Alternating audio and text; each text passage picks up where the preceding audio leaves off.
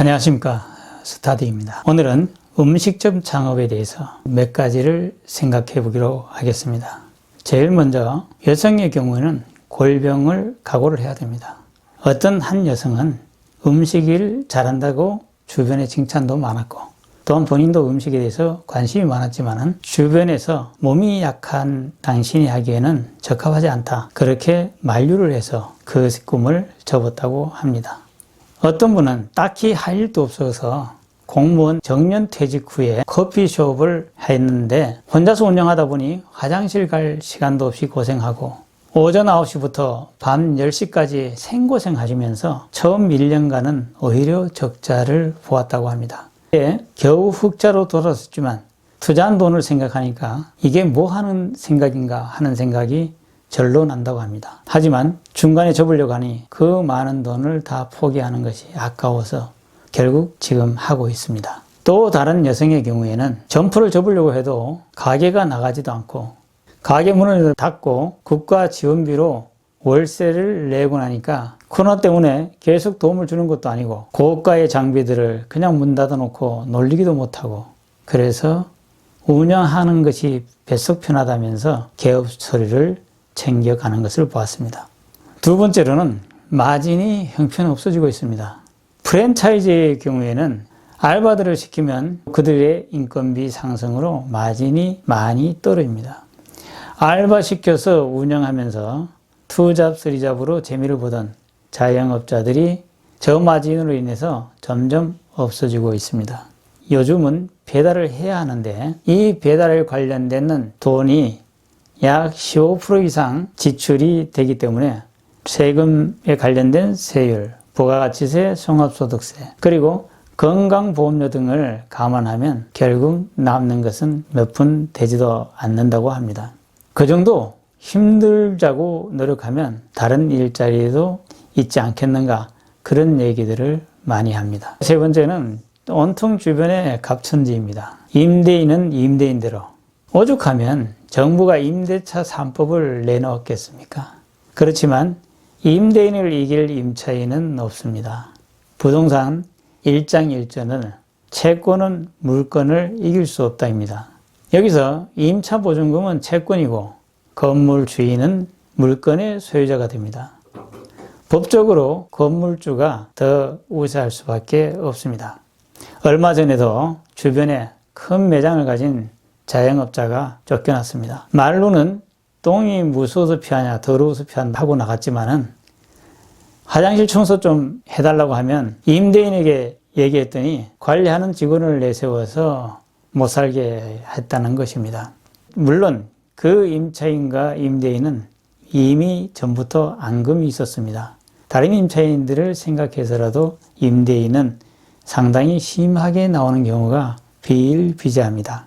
시간에 쫓기고 일용직에 비견되는 임차인이 각종 간섭에 시달려 본다면 그냥 떠나고 말지 하는 생각이 절로 듭니다. 자영업 30년 동안 해봤는데 결국에는 좋은 임대인이란 없습니다. 단지 간섭을 안 하고 가만히 내버려 둔다면 그 임대인이 최고의 임대인이라는 생각이 듭니다. 네 번째로 생각해 보는 것은 정부의 지원이 기대 이하입니다. 정부가 도와주려고 설사 한다고 하더라도 그 방법이 그렇게 많지가 않습니다.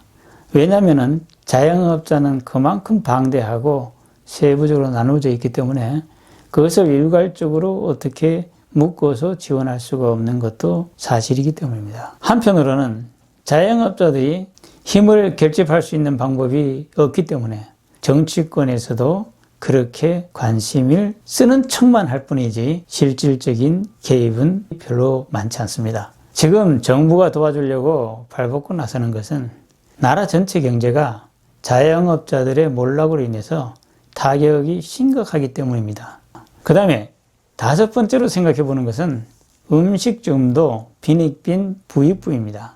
구조적인 문제 때문에 앞으로 우리나라 자영업은 빈부격차가 극도로 심해져서 수입의 편차가 아주 크게 나타날 것으로 보여집니다. 음식까지 포장 기술의 발달로 인해서 큰 업체들이 그 시장을 장악할 것이고, 냉동식품 개발이라든가 보관 방법의 개발 등으로 인해서 음식점은 절망적인 분야가 될 가능성이 있습니다. 어느 곳에도 전국으로 음식까지 배달하는 그런 사업이 현재 인터넷상에 진행되고 있습니다. 배달앱 내에서도 이미 그 시장을 전선점한 업체들이 장악하고 있어서 후발업자가 따라가려는 것은 상당히 어렵습니다. 그 다음 6번째는 나는 그 성공한 자영업자 1%에 들 수 있을 것이다. 정말 꿈에 가득 찬 소리입니다. 지금 매스컴상에 나오는 달인과 맛집, 정말로 웃기는 소리입니다.